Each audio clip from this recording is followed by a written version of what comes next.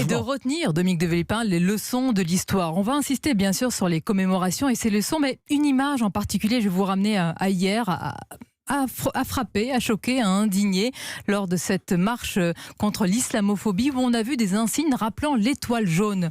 On nage en pleine confusion, en plein relativisme en ce moment. Oui, c'est peut-être plus que de la confusion.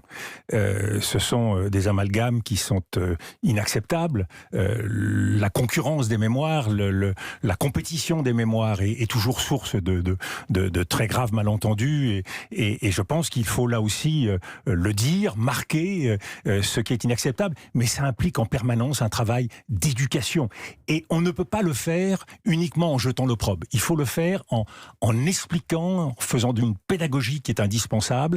Donc c'est un équilibre qu'il faut trouver entre les deux, expliquer et en même temps dénoncer. C'est un travail délicat. Comment on le fait quand on voit l'état de la France, avant de parler de l'histoire, quand on voit aujourd'hui ce qui se passe et l'avenir? Est-ce que vous êtes inquiet? Que vous dites-vous?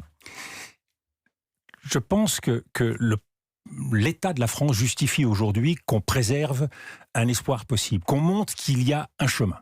Et c'est ça qu'on attend de la classe politique, qu'elle nous dise comment on peut faire, partons des formidables atouts que nous avons. Il y a quelques jours, le président de la République était en Chine, il a fait valoir les savoir-faire français, les savoir-faire européens. Nous avons des atouts formidables, mais nous avons surtout une position unique dans la mondialisation.